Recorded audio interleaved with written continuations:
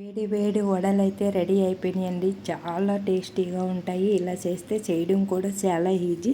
పప్పు నానబెట్టవలసిన అవసరం లేకుండా అప్పటికప్పుడు చేసుకునే ఈ వడలు వేడివేడిగా తింటే చాలా టేస్టీగా ఉంటాయి. మరి మన ఇంటికి ఎవరైనా వచ్చినప్పుడు ఇలా చేసి పెట్టారనుకోండి, వాళ్ళు అస్సలు కూడా గుర్తుపట్టలేరు దేంతో చేశారని అడిగి మరీ తింటారు. అంత టేస్టీగా ఉంటాయి. ఈ వడల టేస్ట్కి అలవాటు పడిన వాళ్ళు మళ్ళీ మళ్ళీ ఈ వడల్ని చేసుకుంటారు. మరి నేను దేంతో చేసాను వీటిని అనేది ఈరోజు మన వీడియోలో అయితే చూసేయండి. ఎంతో టేస్టీగా ఉండే ఈ వడలు కరకరలాడుతూ క్రిస్పీగా చాలా టేస్టీగా ఉంటాయి. అలాగే దీంట్లోని ఏమేమి వేసాను అనేది కూడా ఈరోజు మన వీడియోలో చూసేయండి. అలాగే చేయడం రాని వాళ్ళు కూడా ఈజీగా చేసుకోవచ్చు.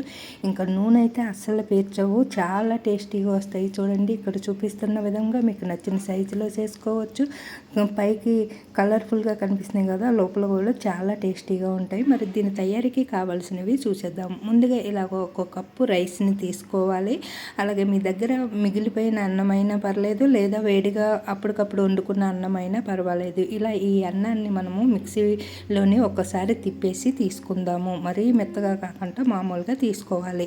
అలాగే ఇక్కడ వచ్చేసి అరకప్పు రవ్వ, ఒక స్పూన్ జీలకర్ర, కొద్దిగా కొత్తిమీర, చిన్న అల్లం ముక్క, 3 పచ్చిమిర్చి, కొద్దిగా కరివేపాకు, అలాగే దీని రుచికి సరిపడా సాల్ట్. ఇవేనండి. ఇప్పుడు ఇవన్నీ మనము మిక్సీ పట్టి తీసుకుందాము.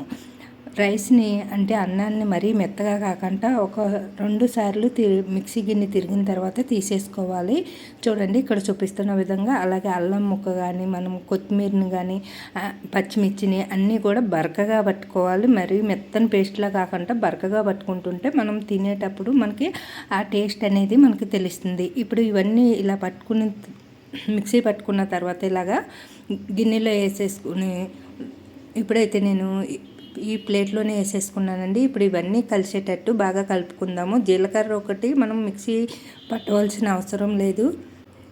అలాగే మనం మిక్సీ పట్టేటప్పుడు అసలు వాటరు యాడ్ చేయకూడదు. వాటర్ వేసామనుకోండి మళ్ళీ మనకి ఇంకా లూజ్ అయిపోతుంది ఈ మిశ్రమం అనేది. కాబట్టి మనకి రైస్లోని తేమ ఉంటుంది కదా, ఆ తేమతోటే ఇప్పుడు మనకి ఇలాగా కలిపేసుకోవాలి రవ్వ మొత్తము. అలాగే ఒక పెద్ద సైజు ఉల్లిపాయను కూడా కట్ చేసి ఇందులో వేసుకోవాలి. ఉల్లిపాయ ముక్కలు ఎక్కువ ఇష్టపడే వాళ్ళు అయితే 2 వేసుకోండి పెద్ద సైజు. నేను ఇక్కడ వచ్చేసి ఒకటి మీడియం పెద్ద సైజు వేసుకున్నాను. అలాగే మీడియం సైజు ఉల్లిపాయలు అనుకోండి 2 వేసుకోండి. ఇంకా ఉల్లిపాయలు అనేది మీ ఇష్టాన్ని బట్టి వేసుకోవచ్చండి, ఎక్కువ తక్కువ అని. అన్నీ కూడా ఇలా కలుపుకుని చూడండి. ఒకవేళ మీకు ఇలాగా కలుపుకోవడానికి తేమ తక్కువ ఉందనుకోండి, ఇలా ఉండకపోతే కాస్త వాటర్ని చేతికి రాసుకుని కలుపుకోండి. మనం ఇలా ఈ విధంగా కలుపుకోవాలన్నమాట. చూడండి, ఇక్కడ చూపిస్తున్న విధంగా ఇలాగ బాల్ అవ్వాలన్నమాట. ఇలా ఉండ చేస్తేనే. ఇలా అయిన తర్వాత మనం ఇలాగ ఒక్క చేతితోనే వేసుకోవచ్చండి. రెండో చేయి కూడా ఉపయోగించవలసిన అవసరం లేదు. వడలకి కొంచెం మంది వడలు చేస్తే ఇంకా 2 చేతుల మీద పేపర్ మీద చేస్తారు కదా, అలా కాకుండా మనము ఇలా ఒక్క చేతితోటే ఇలా బాల్ చేసుకుని ఇలాగా బొట్న వేలుతోటి ఇలా ఒత్తి మధ్యలోకి బొట్న వేలుని పెడితే రంధ్రం కూడా వచ్చేస్తుంది. చూసారు కదా, ఇలాగా మరుగుతున్న నూనెలోకి అంటే కాగుతున్న నూనెలోకి వేసేసుకుని డ్రీఫ్రై చేసుకుందాము. ఇప్పుడు మనకి మిశ్రమం అంతా రెడీ అయిపోయింది కదండి. ఇప్పుడు ఇది పక్కన పెట్టేసుకుని దీనికి వేపించడానికి సరిపడా నూనెని స్టవ్ పై పెట్టుకుని స్టవ్ ఆన్ చేసుకుని నూనె వీటెక్కిన తర్వాత ఈ వడల్ని ఇలా ఒక్కొక్కటి వేసేసుకోవాలి. చూడండి, ఇక్కడ చూపిస్తున్న విధంగా మీకు ఎన్ని పడతాయో గిన్నెలోకి అన్నీ కూడా మనము ఈ కడాయిలోకి వేసేసుకుని ఇలాగ ఒక సైడ్ వేగిన తర్వాత రెండో సైడ్ని కూడా ఇలా వేపించుకొని గోల్డ్ కలర్ వచ్చేటంత వరకు వేపించుకోవాలి.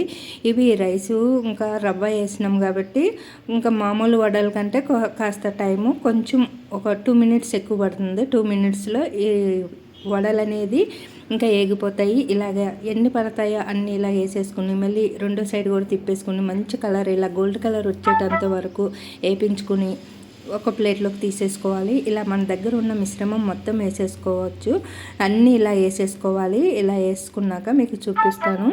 ఇంకా ఇవి వచ్చేసి గోల్డ్ కలర్ తోటి చాలా పైన కరకరలాడుతూ లోపల క్రిస్పీగా చాలా టేస్టీగా ఉంటాయి. అలాగే దీంట్లో జీలకర్ర వేసాము, అలాగే అల్లం ముక్క కూడా వేసాము కదా. మనం పైచని లేకుంటే అల్లం కూడా మనకి చాలా హెల్త్కి మంచి పని చేస్తుంది. ఇంకా చాలా టేస్టీగా ఉంటాయి. అల్లము ఇంకా ఉల్లిపాయ ముక్కలు అన్నీ వేసుకున్నాం కాబట్టి జీలకర్ర చాలా టేస్టీగా ఉంటాయి.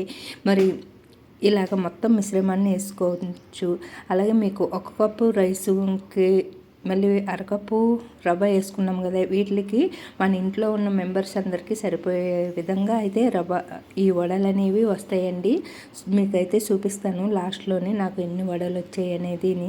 ఇంకా చాలా టేస్టీగా ఉంటాయి, ఇంకా అస్సలు గుర్తుపట్టలేరు ఇవి మనము రైస్ తోటి ఇంకా రవ్వతో చేసామంటే అస్సలు గుర్తుపట్టరు. ఏంటి మీరు అబద్ధం చెప్తున్నారా అని మనల్ని అడుగుతారు. ఇంకా వాళ్ళు చూస్తేనే కానీ నమ్మరు, అంత బాగుంటాయండి. మామూలు వడల కంటే కూడా ఈ వడలు చాలా బాగుంటాయి, కరకరలాడుతూ చాలా టేస్టీగా. నాకైతే చూసారా ఎన్ని వడలు అయితే వచ్చినాయి. మా ఇంట్లో ఉన్న 4 మెంబర్స్కి చాలా బాగా సరిపోయినాయి. ఇలా చేసుకుంటే సరిపోతుందండి.